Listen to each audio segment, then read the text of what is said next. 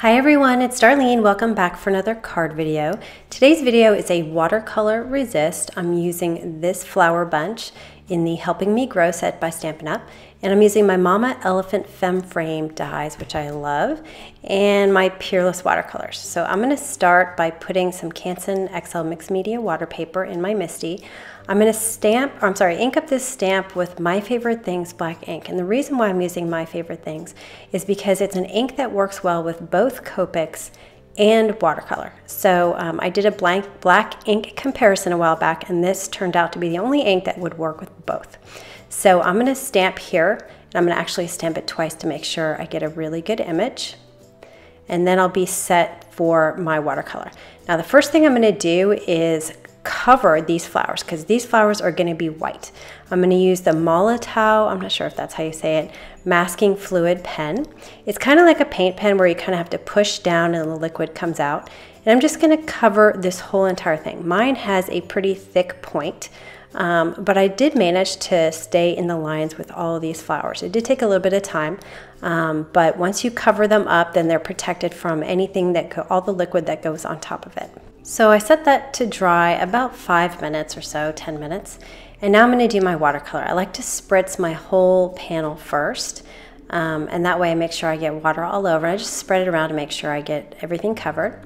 And I'm going to start with my lightest color first. I'm using this number 12 round brush, and it is a very thick brush that holds a lot of water. So I have to be really careful about the amount of water that gets on this brush when I put the paint to the paper, because if there's too much water, it'll dilute the color, and I don't want that. So I'm going to be careful here, so that's why I wiped it with a tissue first. So I'm going to grab some of this orange yellow and put it at the bottom.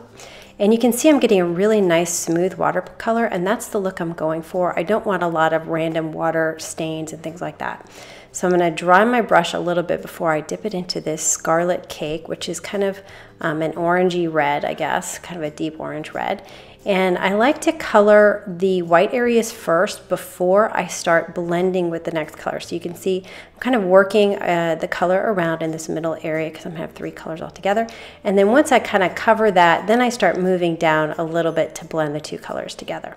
And the only risk you have in this case, when I've got a thin layer of watercolor and water, is that the first layer might dry first. And if that's the case, then it's no big deal. You just put more of that first color down. What you want to be careful not to do is add plain water, because that will definitely create some water stains and some uneven color. And if you're looking for a smooth look, then that's not what you want to do. So I'll always make sure I have some sort of color on my brush before I go to the paper. All right, now it's time for this final color. It's like a purplish red. And again, I'm going to cover the whole top with a thin layer of color, and I'm really spreading it out and trying to reduce the water so that I don't get a lot of pools. And I'm just spreading this out and blending it down into this reddish color. When I get to the point where I'm actually blending 2 colors together, I tend to do less brushing. So I do a little bit more tapping so that you're not kind of circling it around and creating another color in the middle between 2 colors. So you kind of want to kind of tap the colors together and let the water do the work. So I'm thinking I'm going to leave it here, but then as I'm watching it dry, I'm noticing some water spots, and I really wanted to get a nice smooth look. So I grabbed a tiny bit of water and a tiny bit of color, and I'm just evening it out a little bit. With the Peerless watercolor, it will loosen the color a little bit if it's dried a tiny bit. So I'm just trying to get a nice smooth look. This is really hard to do. Once you lay down the color and to try to fix it and add colors, it tends to be harder to do. Anyway, so I'm going to remove now my masking fluid pen, and I'm using this adhesive remover. It's like a gummy eraser sort of. And I have noticed that at times this masking fluid will pull up a little layer of paper. Sometimes it does, sometimes it doesn't. I'm not sure exactly what causes it to do that. But you can see that I'm taking my remover and I'm moving towards the center of the flower. That way, if any of the paper does come up, it's going to be on top of the flower and not on top of my watercolor. Because if it's over the flower, I can always take a pen and go over it. And for the last little bit on the stems, I just went ahead and used my finger because it was easier. And you can see how bright these flowers are, just being white against that watercolor background. So next I'm going to color these flowers with some Copic markers. I'm going to just do this for the purpose of shadowing because I want these flowers to be white or appear white.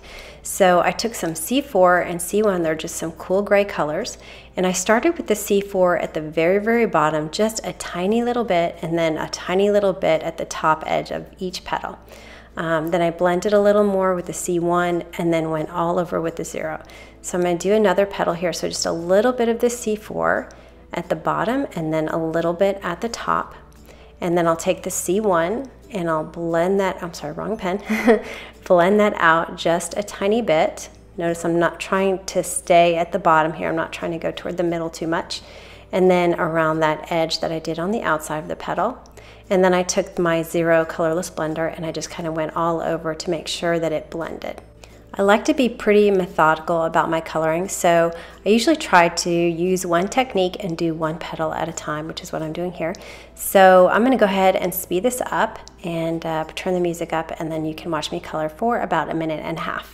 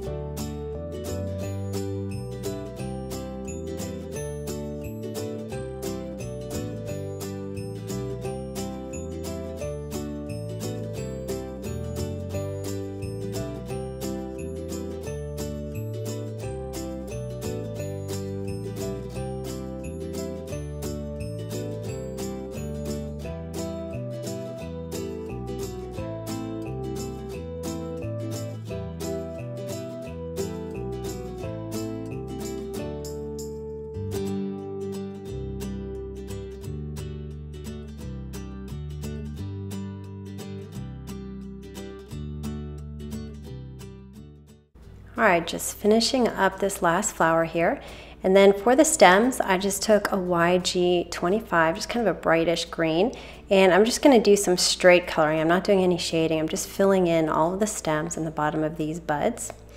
For the center of these flowers, this is kind of interesting. I took an E13 and did a little half circle on the left-hand side.